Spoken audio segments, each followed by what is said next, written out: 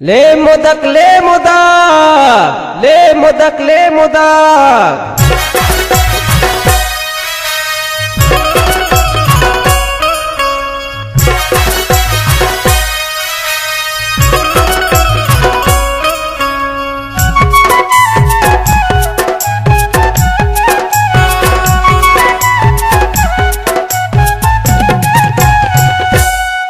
ये मोदक ले मोर रानी धरे हो बंगते हो बेमतंग तोरे राजा के संग है मोदक ले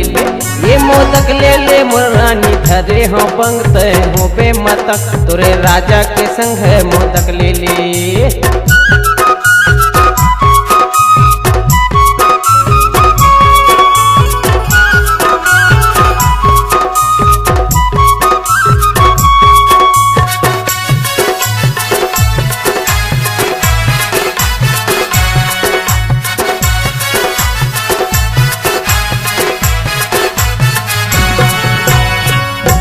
झन लगवा बेसुजी पानी औ झन खाबे गोली दवाई औ मोर मोदक ला खा के देख ले वो आना ले मोर तीर बाई औ मोर मोदक ला खा के देख ले वो आना ले मोर तीर बाई। ये मोदक ले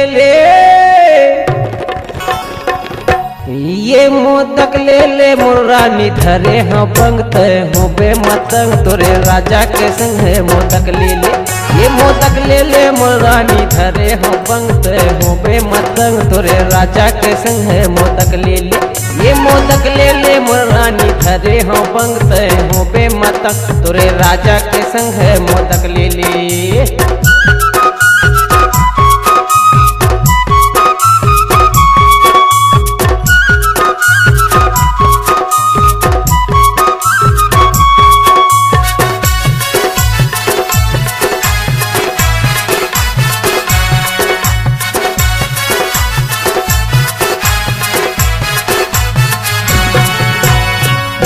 बैदराज के चक्कर पर हजवो मोटही अरे हाथ छुआले सुघर तुला मैं कर दे भोलेनाथ के जड़ी बूटी लखाले सुघर तुला मैं कर दे भोलेनाथ के जड़ी बूटी लखाले। ये मोदक ले ये मोदक ले मोर रानी धरे हाँ बंगते हो बेमतंग तोरे राजा के संग है मोदक ले ये मोदक ले मोर रानी धरे हाँ बंगते हो बेमतंग तोरे राजा के संग है मोदक ले ये मोदक ले मोर रानी धरे हाँ बंगते हो बेमतंग तोरे राजा के संग है मोदक ले।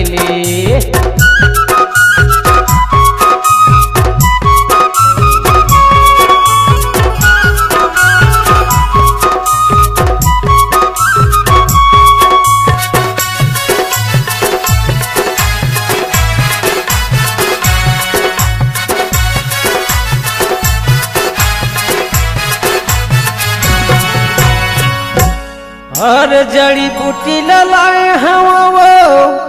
औ मैं हाँ बड़ दुरिहाले